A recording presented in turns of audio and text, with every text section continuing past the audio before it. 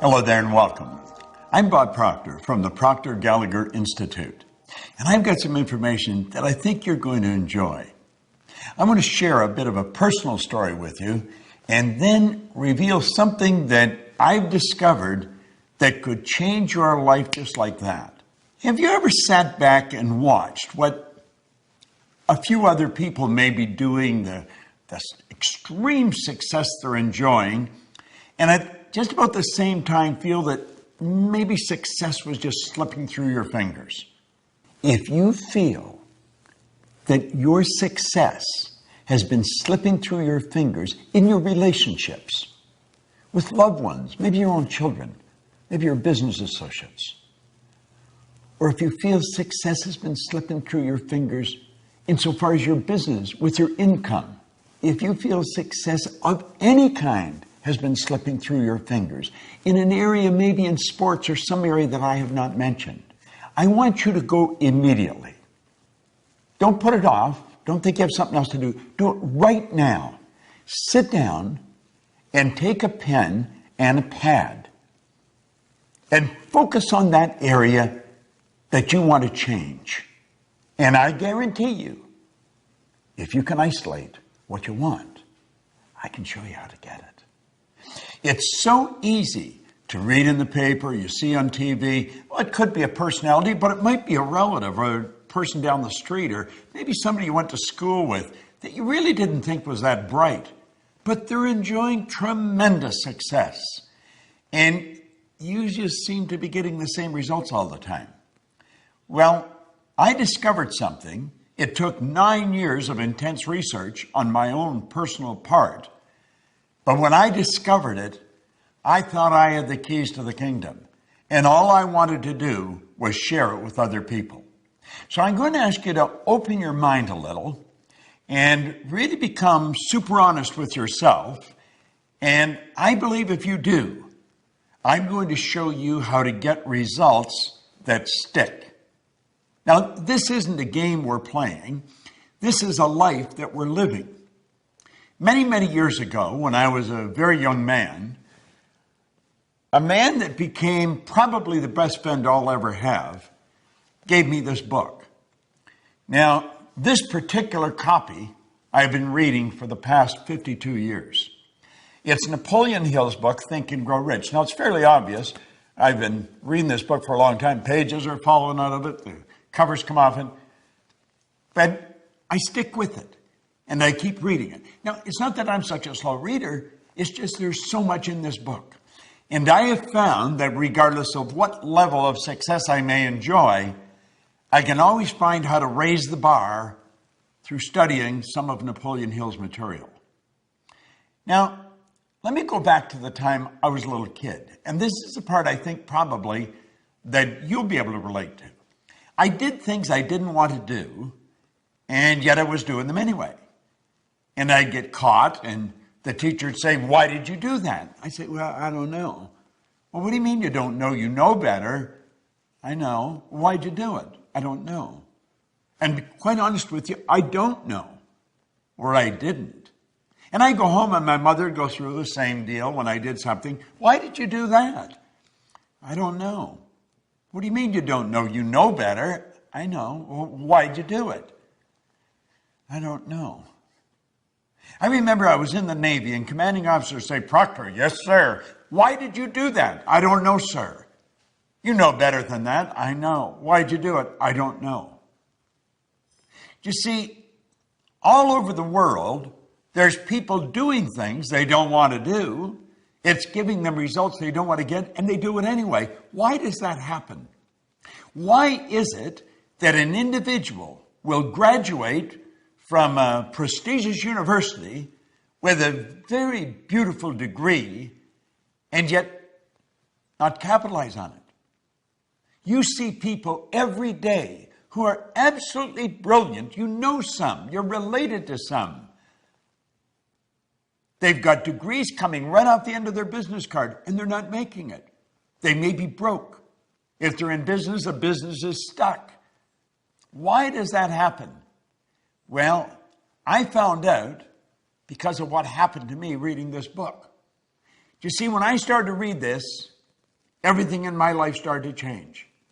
Now, I was given a directive by the man that gave me the book, Raymond Douglas Stanford, and he said, Bob, if you do exactly what I tell you, until you find out I'm lying or I don't know what I'm talking about, he said, you'll get results that shock you.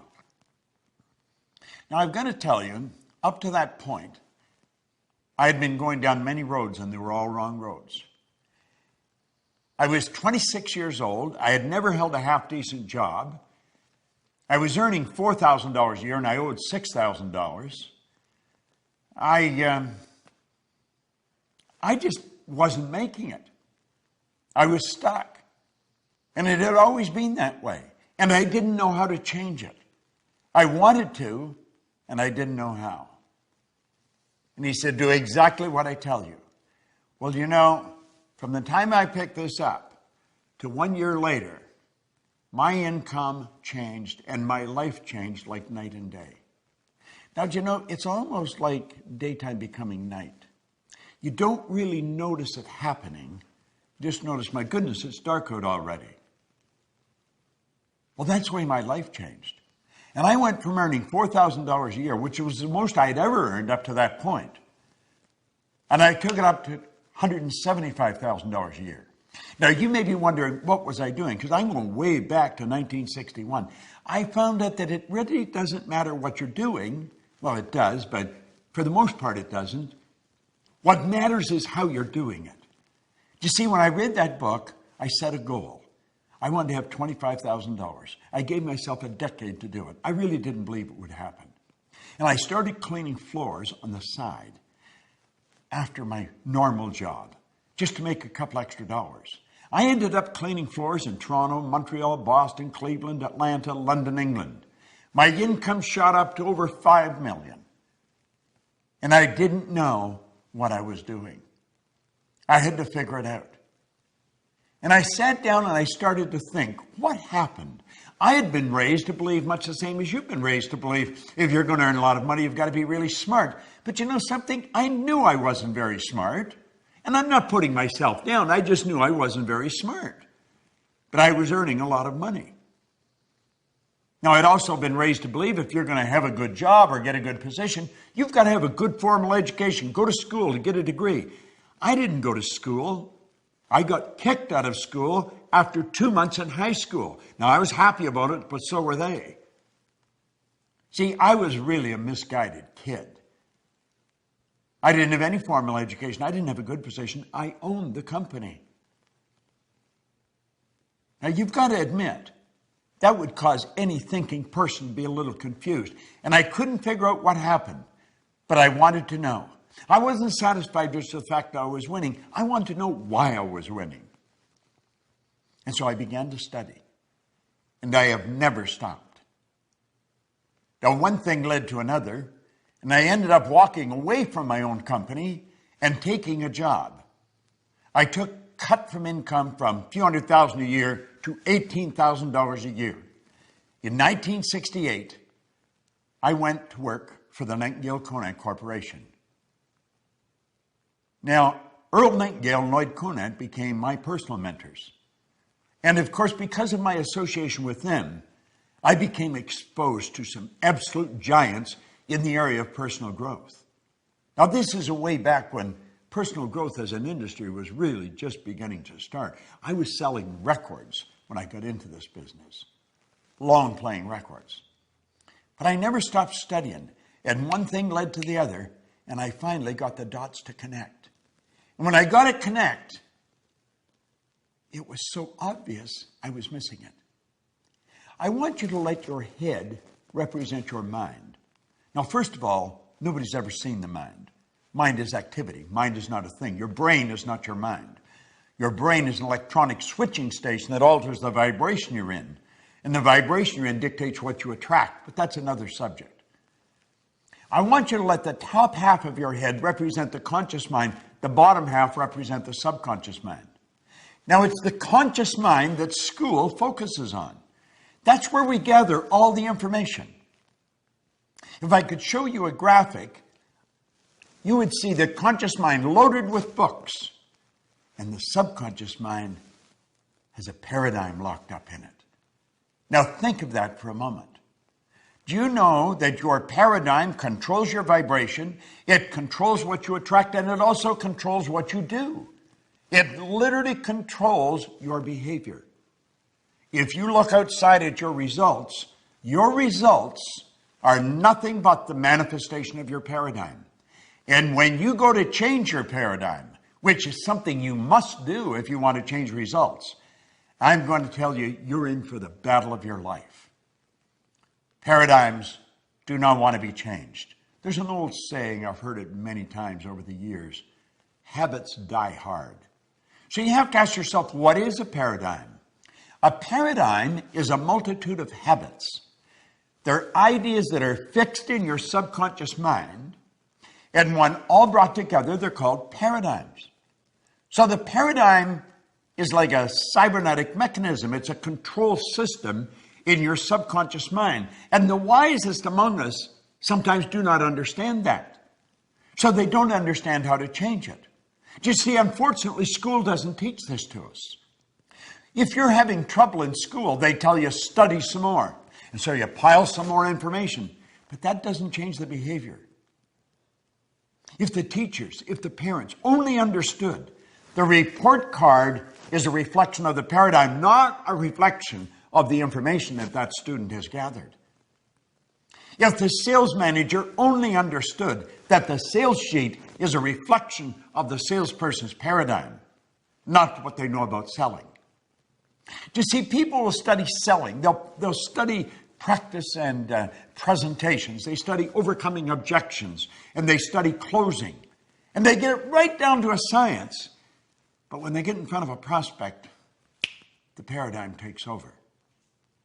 Well, you see, when I learned this, I thought I had made a breakthrough, and I had. But it was much bigger than I thought.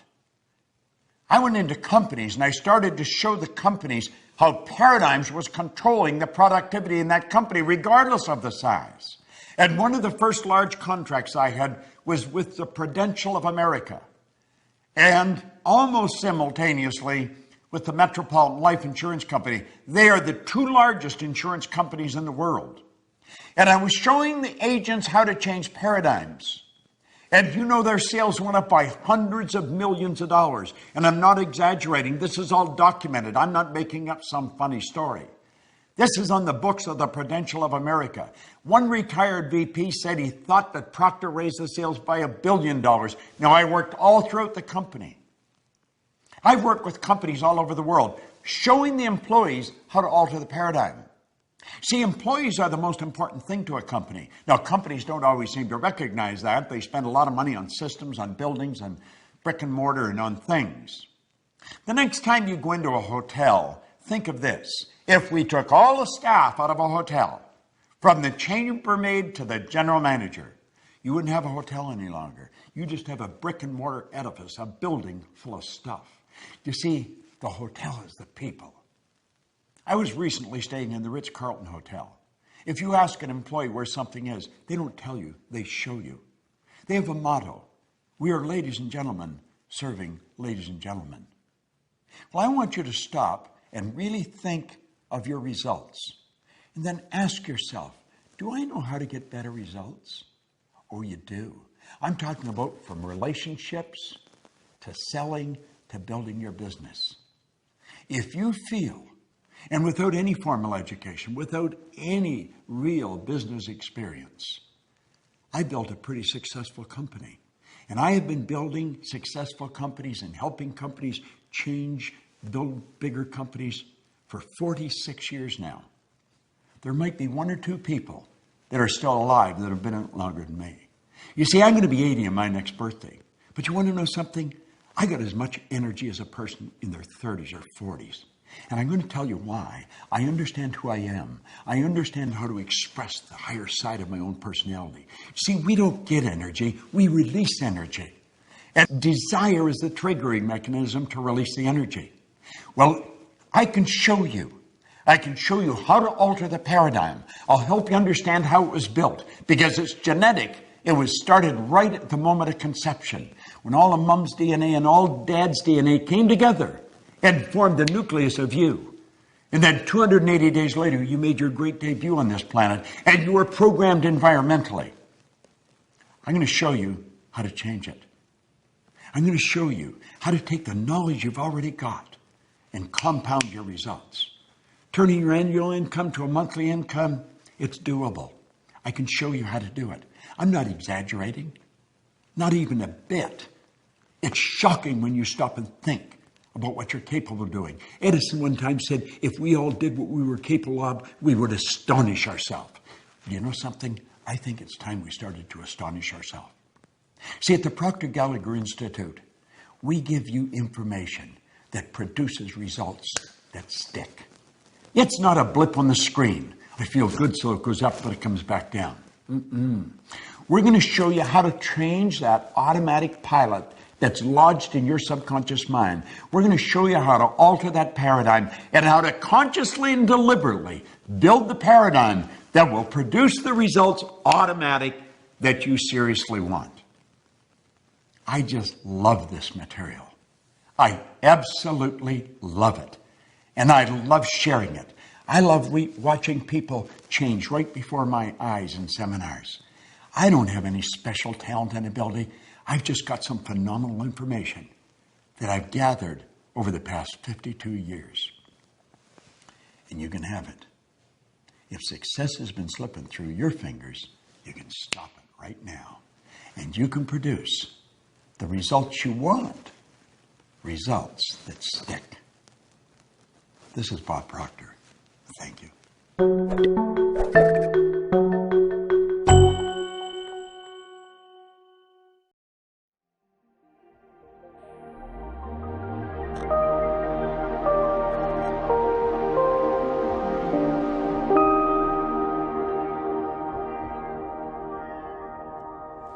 Hello there, we're back together, and you're going to love this.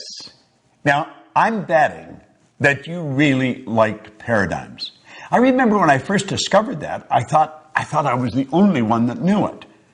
It's such a neat idea. Now we understand why we're not doing what we already know how to do.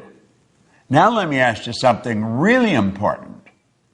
Are you, or maybe a loved one, a family member, somebody that you're very close with, leaving your dreams on the table, insofar as your money is concerned, or maybe the travel you'd like to do, or relationships that you want to develop, or the health that you really, really, truly want to enjoy, or maybe even your love affair. You're missing it. The dream has escaped you. How would you like to know a formula that's as exact, it's exact as mathematics on how to get what you want?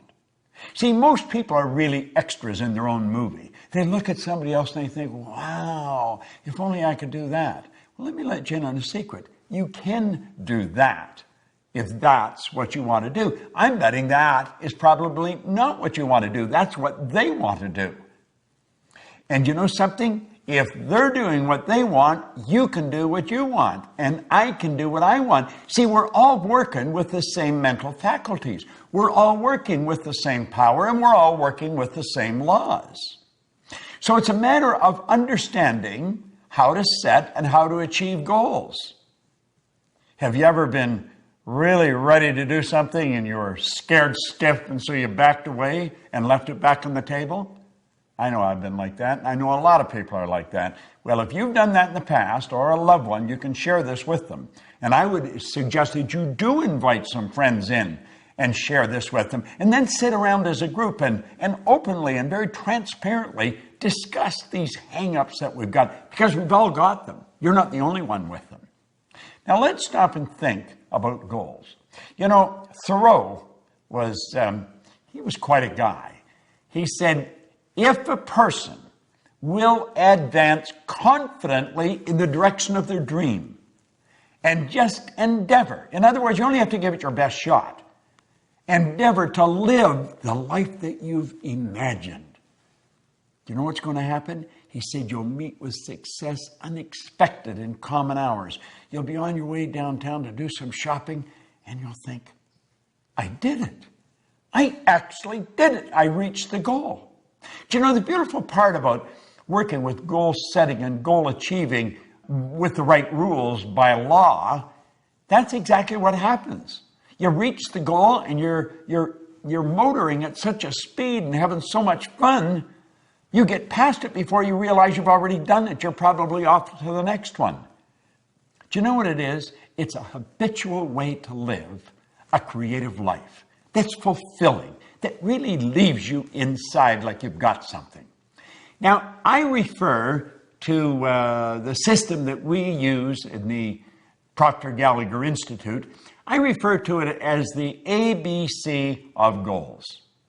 Now, you'd say, well, this looks pretty elementary. Well, I'm going to let you in on a secret. It is very elementary. It's just that most people never really learn it. Now, I'm going to talk about the A level of goals as doing things you already know how to do. I had a young guy come up to me one time in a seminar, and he asked me if I'd talk to him about his goal. And I said, sure, what's your goal? He said, I want to get a new car. I said, okay, what kind of a car do you want? He said, I want a new Pontiac. I said, I see. I said, what are you driving now? He said, a Pontiac. Well, you know, some little guard stuff would jump up in my mind. And I said, how old is your car? And he says, it's 4 years old. Well, I said, it's probably time you got another car anyway. You know, I said, how long have you had it? And he said, 4 years. So I said, now let me get this straight. You have known for 4 years how to get a new car. Yeah. Well, I said, then that wouldn't constitute a goal. Now, that doesn't mean you don't get a new car and you don't get a new Pontiac. You can get a Cadillac if you want. You can get a Maserati if that's what you really want. And you should get a car. But you've known for 4 years how to get a car. You see, the beautiful part about goals and understanding it is goals are not to get. Goals is not, you don't set goals for acquisition. You set goals to grow. You set goals to reach inside and stretch and go where you've never been. You set goals to take you to a place you've never gone before. And you grow as a human being, and you know something, you never go back. So A-type goals, forget it. Now let me let you in on a little secret. I'll caution you. Probably all the people you mix with deal with A-type goals. Now why do I say that? Because we're attracted to people that are on the same frequency as us, that are in harmony with us. We talk about the same things, we like about the same things. So when you go for that new goal that's beyond the A-type goal, they're not going to support you. It's not that they don't love you. It's not that they don't want you to win. They don't want you to leave. That's right. They don't want you to leave. And you're going to leave. You're going to raise your consciousness, and you're just automatically going to attract a whole new world into your life. So where do we go if we don't do A-type goals? Well, you go to a B-type goal. Now, many of the people that really think they're shooters, you know, they're really making it happen, they're going after B-type goals, and this really doesn't cut it. It really doesn't cut it. You know how I said in paradigms you got all this knowledge, but you're not using it? Well, that's true in the B-type goals too. See, the person that's after the B-type goal, they pay attention to what's going on in their life. They know how much money they've got in the bank. They know how much is coming in. And they're pretty accurate when they survey their world. I'm talking about their material world and their social world of, you know, him and her and it and them, the people that they could go to for support. And they've got to have a plan. The plan has to be right on the money. Now, they think if this happened, and if that happened, and if she did this, and he did that, and if that money come in like I want it to come in, if all these things happened, then I could do that. And so reluctantly, we say, that's the goal. You'd say, well, is that really the right goal? No. Why not? Well, because you see, you already see how it's going to happen. So in that respect, it's much like an A-type goal. You got to stretch a little bit, but you know if everything falls in place. Now, I'm going to tell you something else. There's no inspiration in a B-type goal, and you're going to have to be inspired. But you don't get inspired going after a B-type goal, and your old buddies, you know, the A-type people that you're always with, they're not going to support you because they don't want you to leave. So we got no support, and we've got no inspiration. Now, what's the next? The next is a C-type goal. See, the C-type goal, that's what I really want. You know, when you sit and you daydream, you may have a couple of drinks in your mind, whoo, you know, and you're off on a trip somewhere. If only we could do that. If only we could do. And you're fantasizing. But you see, there's a problem with fantasizing. You have been told you don't fantasize. That's not being realistic. It's totally illogical to think that you could do that. Well, that's pretty interesting, you know. It really is pretty interesting. Because if you go back and you study in history and you take a look at the people that have really made their mark, they've been ordinary Johns and Marys who have done something that changed the entire world. Now, you'll often hear people say, well, one person can't change the world. I'm going to tell you something. One person changed my world. And I'll lay you odds, you get locked into this and you share it, and they're going to say you've changed their world. See, we've got to be able to get beyond that barrier of logic. We've got to break through that paradigm. You know, that line that separates us from what we want? It's a paradigm. That's all it is. Do you think the Wright brothers were being logical? Do you think they were being realistic? They weren't scientists. They weren't aeronautical engineers. They were bicycle mechanics in Dayton, Ohio. But they were going to fly. Now, even their daddy was a bishop in a church. He told them they were going to burn in hell for even suggesting that they could fly. But you know, and I know, they introduced us to the kingdom of flight. And it wasn't that many years until we were on the moon. Now think, they crashed right through the logic barrier. They went right through it. They didn't let it stop them. Now you may say, but they're different than me. Well, they probably are. They didn't leave their dreams on the table, and you may be leaving your dreams on the table. Get them off the table. Get them back in your mind. Fall in love with them. Plant them in your heart. What did Solomon say? As a person thinketh in their heart. You've got to get emotionally involved with this. How does a guy like me, no formal education, no business experience, earn millions of dollars, build a business that operates all over the world? I do it because I don't let logic stop me. I'm not afraid of losing. Now think, what do you really want? Go lay under a tree somewhere.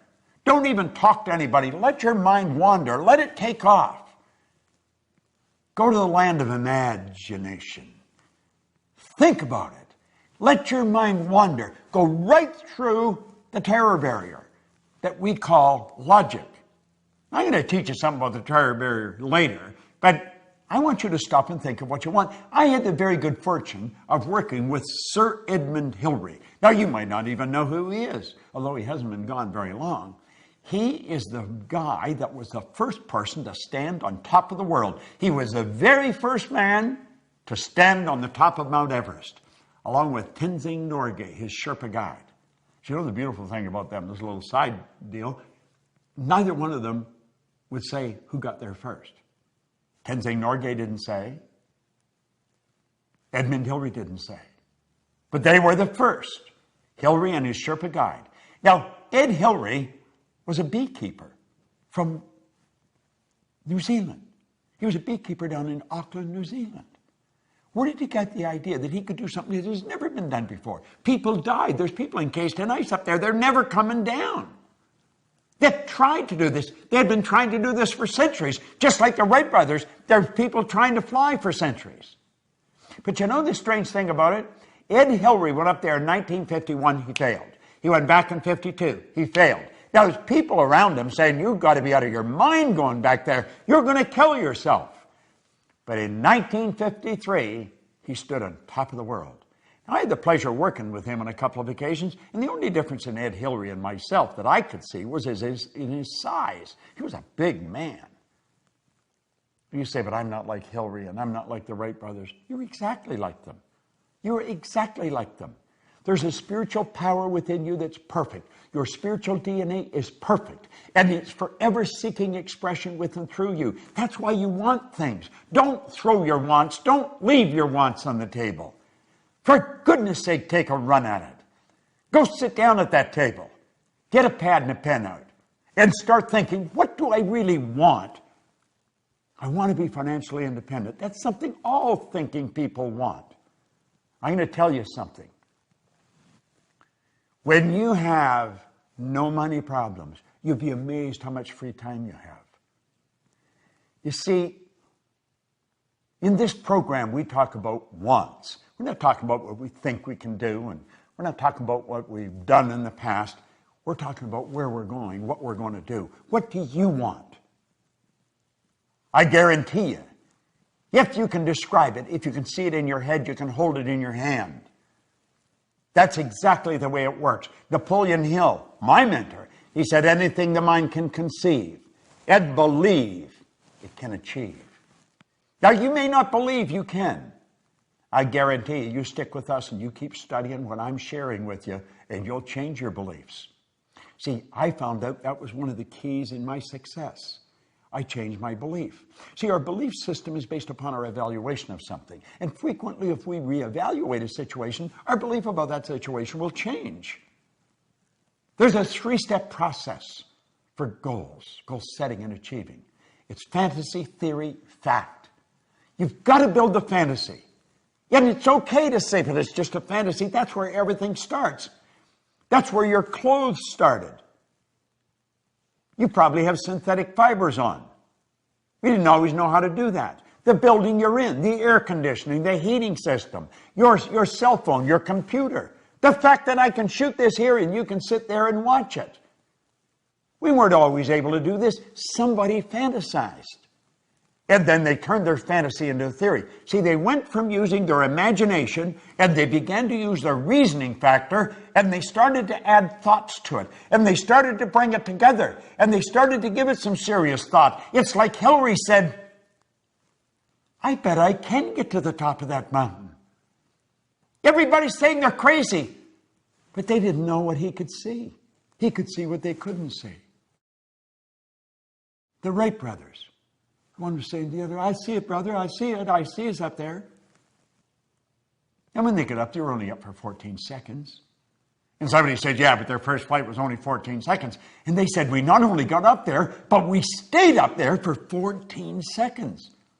See the difference in perception, in attitude? Don't listen to anybody else. The only person you want to listen to is somebody that's accomplished more than yourself and know that they're no better than you. Listen to them. Do what they tell you. I know how to win. If you can build the fantasy and you can turn it into theory, I guarantee you it'll turn into a fact. You hold the idea in your mind and it must manifest in form. That is an absolute law. The wealthiest man in the world in 1908 really started this movement that we are talking about today. Andrew Carnegie told Napoleon Hill, he said, any idea that is held in the mind, that's emphasized, that you fall in love with, that's either feared or revered, will begin at once to clothe itself in the most convenient and appropriate form available. Now, I want to share something that a lady come up on an airplane and give to me. She said, your materials really helped me. I want to give you something that's helped me, and it'll probably help you. It's a wonderful quote, and no one gets credit for it. Said, blessed are the humans who look for unseen things that are intuitive, but not yet accepted into the reality of life. The intuitive is the feeling part of you, the part that can see something nobody else can see. You see it in your mind. It's never been accepted into the reality of life by you or any of your friends or relatives or loved ones. But you can see it. You wouldn't be able to see it if you couldn't get it. Blessed are the humans who look for unseen things that are intuitive but not yet accepted into the reality of life. Now listen to what he says. They will be rewarded with knowledge and wisdom and will become the forerunners of the newest sciences on the planet. Do you know something? There has been over 1,000 people go up Mount Everest since Ed Hillary did. I get on a plane now to fly to the other side of the world, and I go to bed. That's right. I go to bed. They've even got a bed, and they give me a duvet to cover myself. And they ask me if I'd like breakfast when I wake up. God bless the Wright brothers. God bless Ed Hillary. They're no different than you or me. Don't let the fact that you don't know how to do it set the goal. In fact, if you know how to do it, it's probably no good. It's got to scare and excite you at the same time. Now, I want you to go and sit down at that table, and you pick up those dreams that you've left sitting there for a while. And you say, no more. I'm alive, I'm awake, and I'm on the move, baby. There may be no one that understands, but I understand. And you write out your goal in the present tense. I am so happy and grateful. Now that, and describe it. And I'm going to come back, and I'm going to share something with you that most people never know. I'm going to teach you about the terror barrier. And when you get that, along with the paradigms in this one, I'm going to tell you, baby, you got results that stick. Don't let it slip through your fingers. Don't leave it on the table. Claim it. It's yours. This is Bob Proctor. Thank you.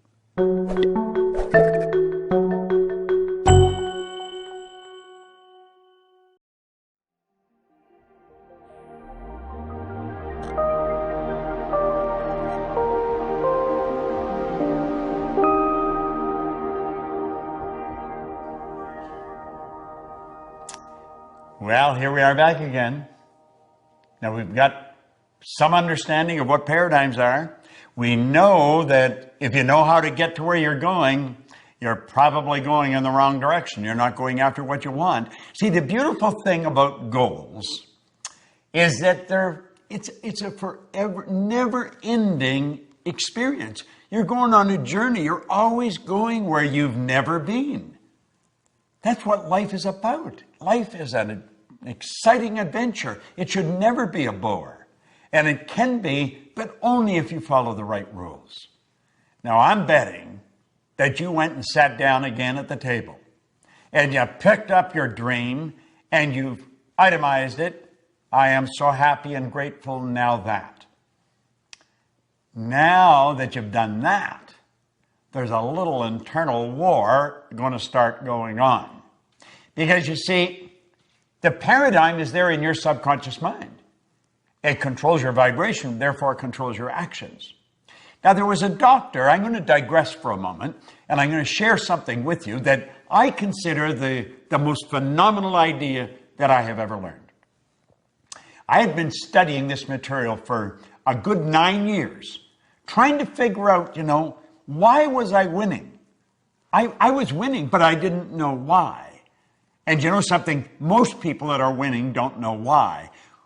Then I was what you call an unconscious competent. I was competent, but I didn't know why I was. I was winning, but I didn't know why. Therefore, I had something that was non-transferable.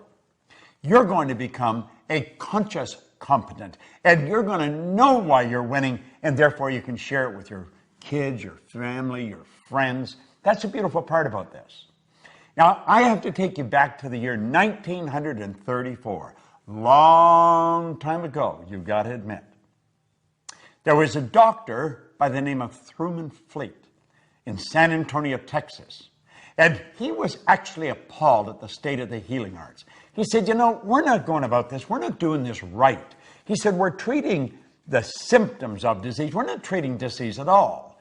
When you operate on the body or you're asking them, how do you feel? You're treating symptoms. You're not treating the cause of problems.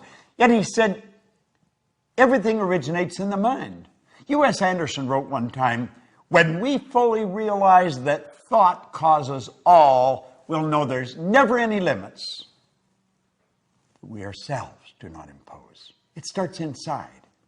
He said, we've got to heal the body, mind, and the soul. We've got to heal the whole person. And he said, nobody's ever seen the mind. Ever. The mind is not a thing. Now, most people, when they think of the mind, they actually think of the brain. You might be doing that right now. But that is not the mind. See, the brain is part of the body, a very important part of the body. In fact, that's where the electrical control system is set up for your entire being. This body is a magnificent machine. It's controlled by the mind that sets off the central control system we call a nervous system. Do you know that your nervous system, the electrical system in your body, would make the electrical system in a supercomputer look like a toy? Now, when I get into this, you may think, oh, God, I'm never going to learn all that. You don't have to learn all that. I just want to lay some basics for you to help you understand what I'm going to tell you. And Fleet said, if we're going to help people, we've got to have a picture of the mind. So he said, this is a picture of the mind. Now, I think that's the greatest idea I've ever learned. That's called the stick person. And you'll see the big circle at the top has a line right through the center. On the top half of the line is the conscious mind. And on the bottom half is the subconscious mind. Now, the subconscious mind and the conscious mind working together express themselves through that small circle in the bottom that we call the body. The body is the instrument of the mind. Before the body does something, it has to happen in the mind. We're working from a higher to a lower potential. There's a power flowing to and through us that has no limits. The only limit placed on the power is the limit that's placed on the form through which it's flowing. It's something like electricity. Look at a light bulb for a moment. That is not electricity. That's the expression of electricity.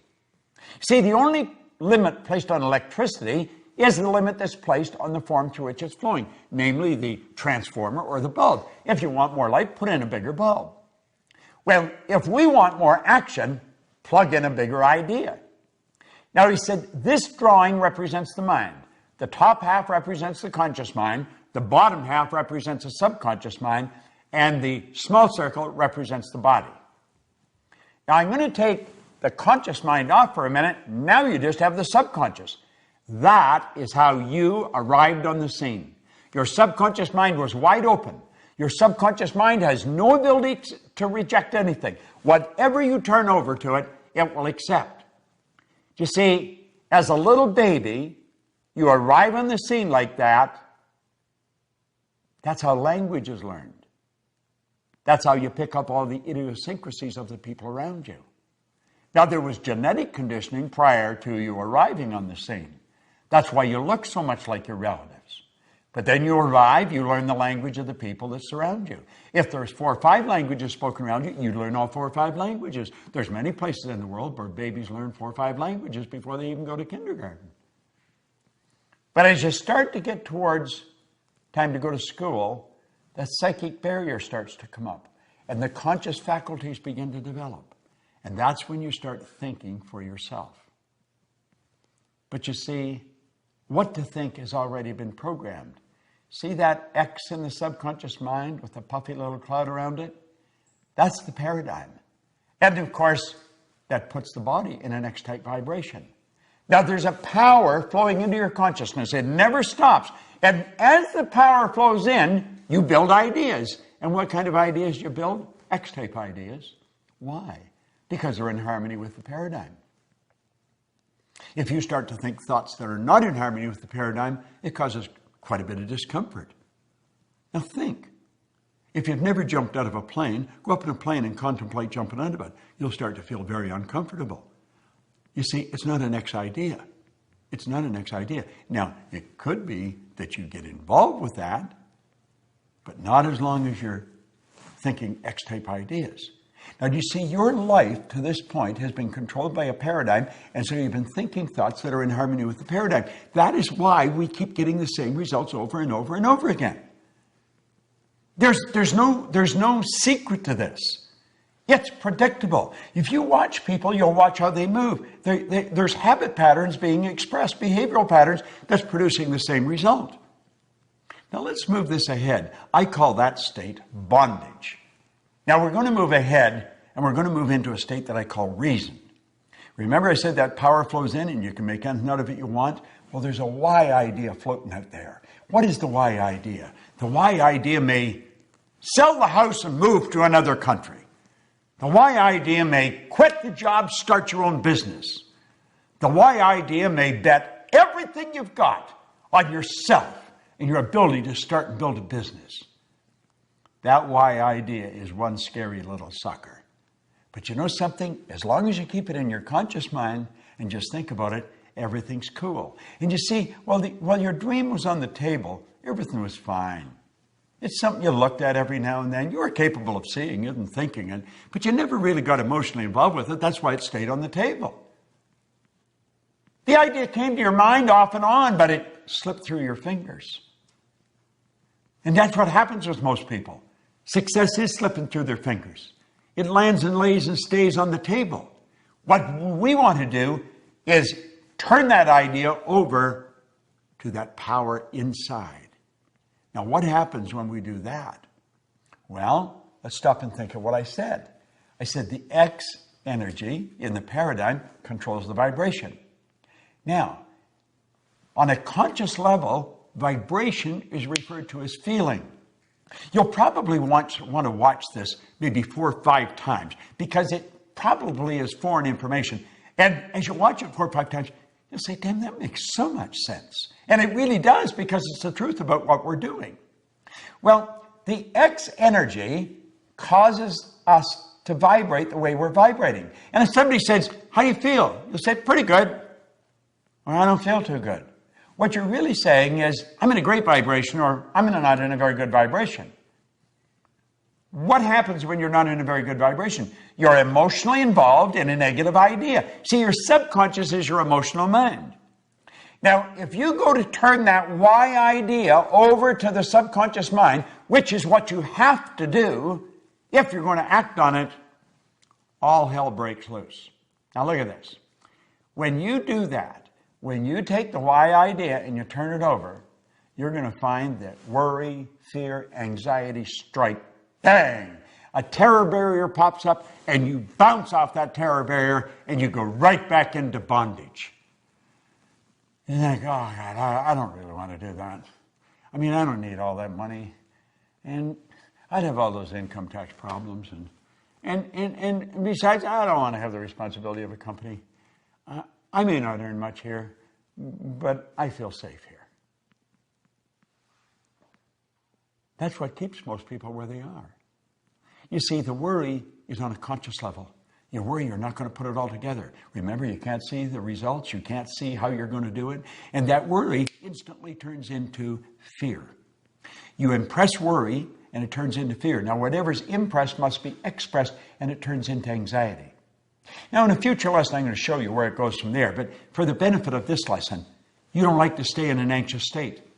And a terror barrier bounces up and you bounce right off the damn thing and you go right back into bondage. Have you any idea how many people do that? Have you any idea how many people are doing it today that are just about a 9 iron away from where you're sitting? Your friends, your relatives, people that are absolutely brilliant. And you'll look and you'll say, you could do that without any trouble. You're so smart. We think they can, but we can't. Do you want to know something? You're every bit as smart. All the knowledge there ever was or ever will be is locked up within you. Now think about what I'm saying. All science and all theology, the only 2 sources of reference we've got to go to, tell us that we've got deep reservoirs of talent and ability within us. We're spiritual beings, and our spiritual DNA is perfect. There's perfection within us, and Spirit's always seeking expansion and fuller expression. There's something in you that wants to express itself in a greater way. There's something in you that wants you to reach, that wants you to stretch, that wants you to get out and do something. But that terror barrier, boom, every time you think of doing it, it scares the daylights out of you. See, the XY energy doesn't mix. It's opposing energy. It sets up a foreign vibration, and it causes a very uncomfortable feeling. I want you to think of this for a moment. I want you to imagine that maybe we're at the end of the road. The 2 of us. We may be buddies, but we're at the end of the road. Now, you know, when you get to the end of the road, if you're here for a long time, you could end up where your mind is as sharp as a tack, but the body just isn't cutting it. And they may have us tied in a wheelchair so we don't fall out, or in a crib bed, because there's no strength in the body. It's depleted, but our mind is sharp. So all we got to do is sit there. Wouldn't it be a terrible thing to reflect back on all those dreams we left on the table? Wouldn't it be a terrible thing to sit there and say, I wonder what would have happened if we had moved there?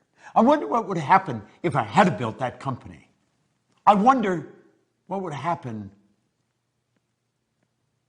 but I can't go back. If only I could go back and do it again. If I had known just how short life really is. If only. Wouldn't it be much better to sit there and relive all the big moves we made? Even the big losses would be exhilarating to relive them. Wouldn't it be wonderful to go back and relive the dreams that we conquered? Oh my goodness, I think that would be great. Well, you see, you've got a choice. And you can go crashing right through that terror barrier. Joseph Campbell said, the cave we fear to enter holds the treasure that we seek. Now, you see, you've got it within you to just say, I'm going for it. See, on the other side of the terror barrier is freedom. And you know that's what we seek? If you go to Washington, D.C. in the United States of America and go visit the Korean Wall, in honor of all the Americans that lost their life in Korea, you will see carved into granite, freedom is not free. You don't have to know how to get there, and you don't have to have a plan. Martin Luther King didn't have a plan. He said, I have a dream. You see what I'm saying? You just have to know the first step of action that's necessary. That's all you have to know. You got to have guts. And you know something? The more understanding you have, the more guts you will have. When you go crashing through that terror barrier, the fear doesn't leave, the uncomfortable doesn't leave, but through the repetition of impressing the why idea over and over and over, it eventually leaves. And you build a new paradigm. And then you start the same journey over. But you're starting it from a different place. Where you started here, now you're starting up here. And you've got all the experience. Personally, when I set a goal, if it doesn't scare the daylights out of me, I know it's no good. Now, I don't want to waste my time. Because I know that there's only so much. I don't know how much there is. But I want the time to count. I want to know exactly what I'm doing. I want to know exactly where I'm going. And I want every day to be an exciting adventure. Now think, how do you really want to live? Do you want to leave those dreams on the table? Is that really what you want to do? Do you want to get to the end of the road and reflect and say, damn, if only I had known? Well, now you do know. Now, it doesn't matter if anybody else knows. I know, and you and I can become connected. You don't have to let your dreams slip through your fingers. You don't have to let them lay on the table. And you know the beautiful part about it is, neither do your friends or your relatives or your kids. Do you realize when you learn this, you've got something that's transferable that you can give to their children, and the breed will just improve to no end. No one in my family ever went to school. So when I was 15 or 16, they said, are you going? No, I'm out of here. That was accepted. That was part of the paradigm.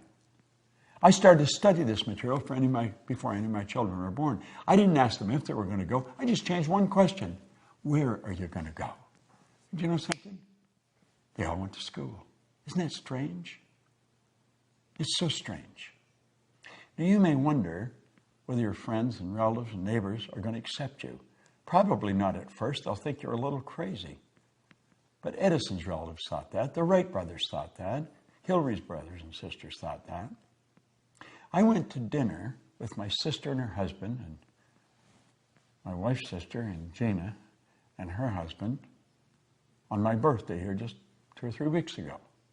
And my sister and we're very loving, but we're not really close. She's very busy running a business, and I am.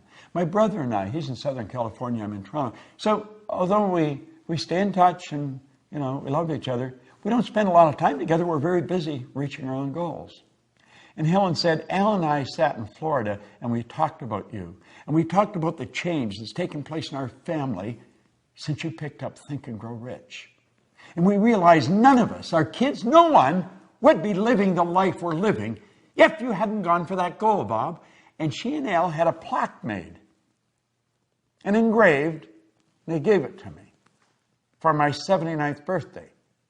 Said they were going to do it on my 80th, but they thought, no, we better do it now. And I said, what do you think, I'm checking out? And I phoned my brother in Southern California. I was in Toronto, and I was thanking him for it. He said, yesterday was the 4th of July, Bob, and all the kids and all the grandkids and everybody was here. And I read them what was on the plaque that Helen was going to be giving you. And I told them none of them would be enjoying the life they were enjoying if you hadn't stepped out and bet on yourself. I felt so good. My sister said, my kids wouldn't be doing what they're doing. Her young daughter, Carolyn, came to seminars when she was just a little kid. And she made up her mind she wanted to be a lawyer and she wanted to be a judge. She is a Supreme Court judge in Canada today. Her son runs a multi-million-dollar business that my sister and her husband started. You have no idea who you're impacting. You have no idea how many people are watching you. They thought I was crazy. But when they saw I wasn't, they started to follow me. You go, they'll come. You've got more power in you than you'll ever use. God's gift to you is more talent and ability than you'll ever use in your lifetime. Your gift to God is to develop as much of that talent and ability as you can in this lifetime. Never let the terror barrier stop you. You go up against it and you crash right through it. That's why I'm here. I'm here to grow. Goals are not to get. Goals are to grow. The getting is just a side benefit. And remember, everything you own at the time your death's going to belong to somebody else. You never own it, so don't ever let it own you. But don't sit back. Step out. Bet on yourself. Build that dream and go for it.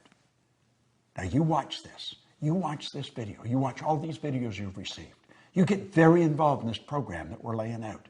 And you will come up with results that stick, and so will your brothers and sisters and family and friends. Because they're watching you. I'll support you.